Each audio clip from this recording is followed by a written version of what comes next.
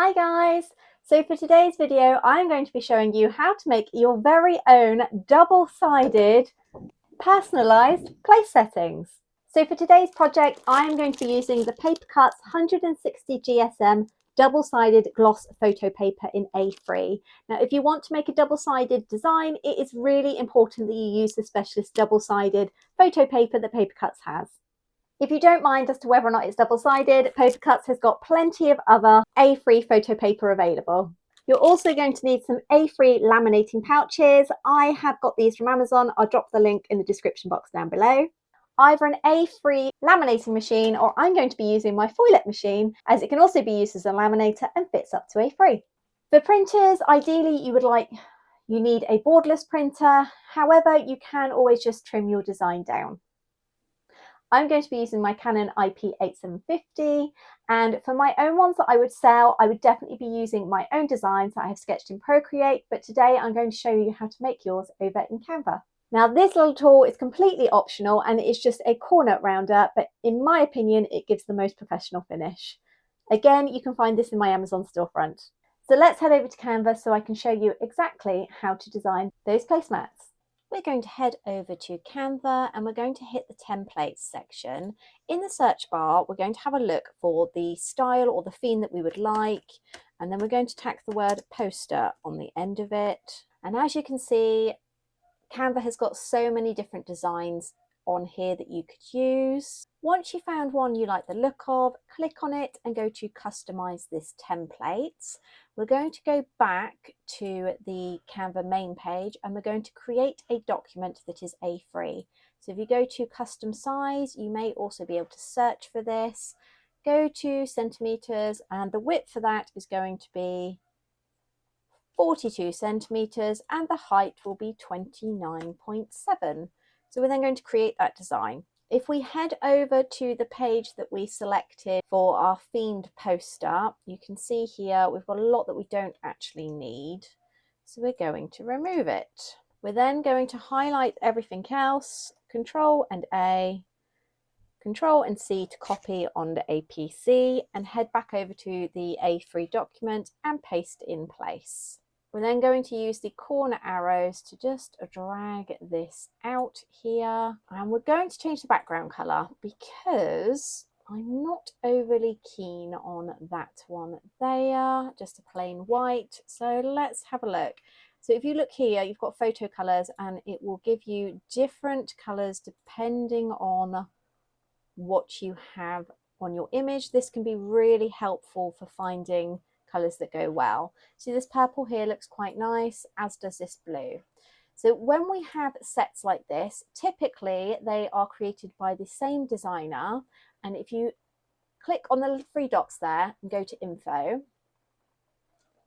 it will tell you exactly who has created it, and if you click view more, it will pull up all of their graphics and photos and whatever else that they have submitted. This can be really helpful if you want to go for unicorn or whatever your theme is, to check if there is anything else. Now, as we can see here, there are some absolutely adorable unicorn elements that have been created by this artist. So I'm going to have a look and see if there are any more that I would like. You can also view the collection that way on the three dots, which sometimes makes it a little bit easier. But occasionally the artist won't link them as the same name, such as unicorn or something like that. So you can just scroll through, and because they have a similar sort of style, you might be able to find some other elements that you'd like to use. So in this artist's rainbow collection, which is obviously separate to the unicorn, there are some lovely elements that I could also use here.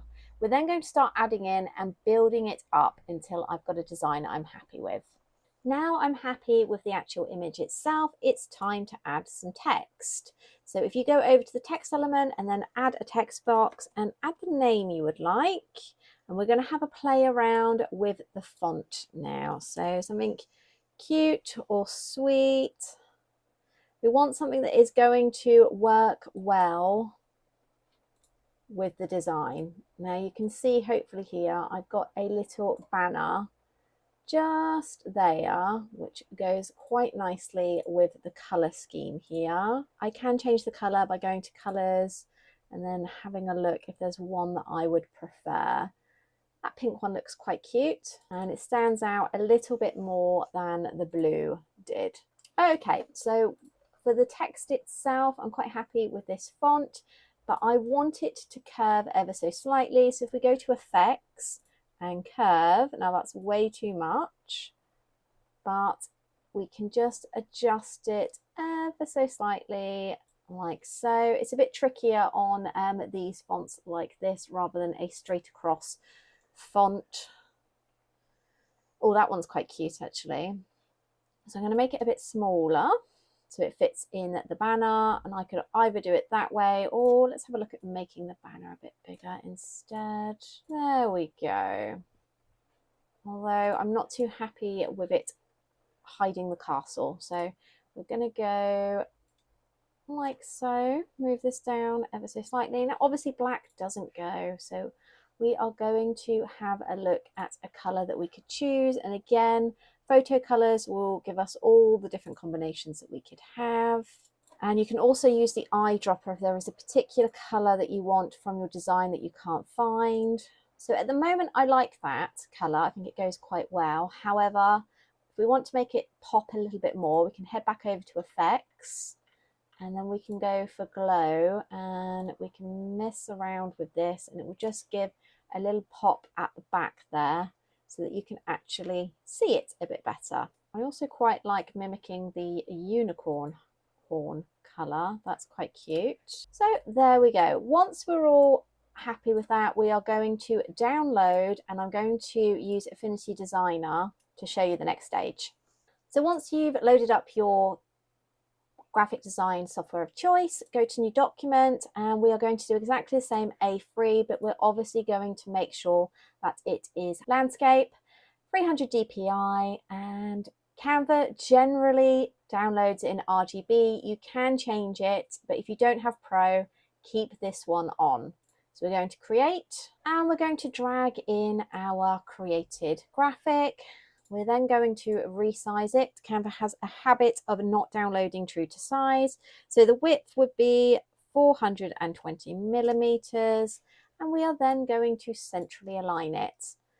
I'm then going to head up to File and Print. I'm going to select my correct printer, and I'm using the Paper Cutz glossy photo paper today.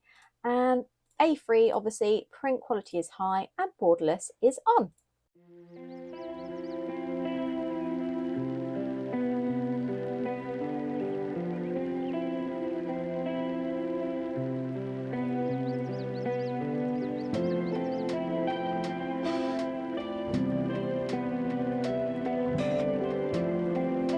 Now, because I've chosen the Paper Cutz double-sided glossy, you can see that the reverse has a photo finish as well. So we're actually going to make some double-sided placemats. So you need to figure out which way you are going to pop this into your printer, as every printer is different. Mine will have a tendency to need to be put in this. So I'm going to pop that into the printer now, and then just print out the next one before I show you how to laminate. So we have the A3 print, we've got the front and the back. Now the back can be used just for like little figurines or something to play with, so it just gives it a double use. Now this step is completely optional, but I think it gives it a nice little touch and stops it looking just like a laminated printout, and instead something that has been made intentionally. So I'm going to use the 10mm corner rounder for this.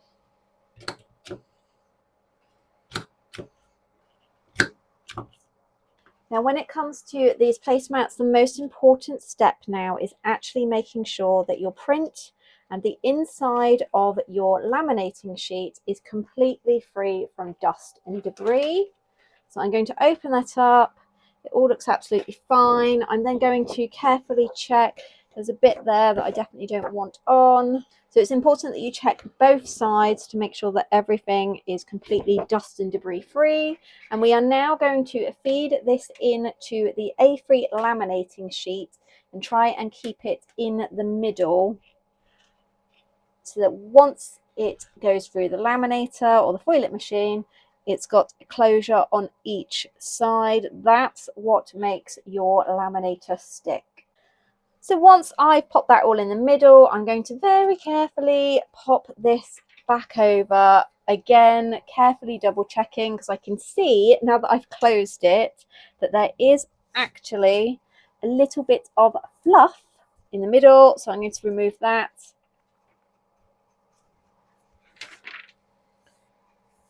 Carefully flip it and check the other side.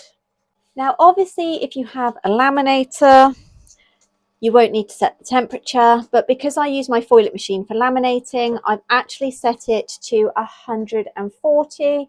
That should be enough for the 150 micron A3 laminating pouches I'm using, and the Paper Cutz 160 GSM double-sided glossy photo paper. So a good tip is to always let that heat up for at least 10 minutes after it comes to temperature. This means that your laminated pouches will seal correctly. Okay, so it's really important that you put this in seam side first. So that is exactly what we are going to do. Pop it into the middle, make sure it's straight, and just let it do its thing. Okay, so I actually like to pop mine through twice just to make sure that there's a really good seal. So we're going to do that. And here we are, completely finished. Both sides up the correct way and ready to go. So we are completely finished, and I think this has turned out absolutely adorable. As mentioned, I have also included a design on the back so little children can use their little figures to have a little play scene, or even some little matchbox cars to drive around their tiny little village. Now, hopefully, as you can see here, the print quality, because we've used Paper Cutz photo paper, is honestly beautiful. The depth of colours is fantastic, and I've actually gone for this watercolour effect over in Canva, but I am really pleased with how it has turned out.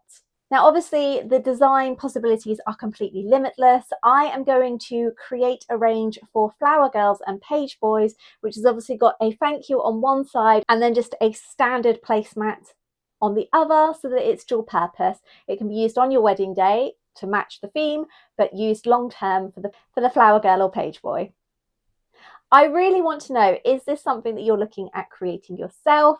I have seen these all over eBay, Etsy and Amazon, so they are definitely in demand. People are buying them, but I always think that it's nice if I'm able to show you how they're made, and then you can either make them for yourself or you can create them to sell.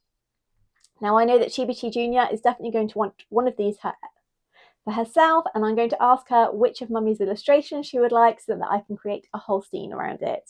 I think my little ghosty bookshop would look adorable, and I could really have fun with this horizontal format. So don't forget to check the description box for all of the materials that I have used today. Definitely head over to Paper Cutz. As usual, they have some great offers on. At the moment, if you spend over a certain amount, you will get a discount off your entire order. Have a look on their new look website and you can see the full details there. A great big thank you to Paper Cutz for not only sponsoring today's video, but also supplying with the fantastic materials for me to make my own placemats. And lastly, a great big huge thank you to you for watching. And with that said, I can't wait to see you next week. Bye!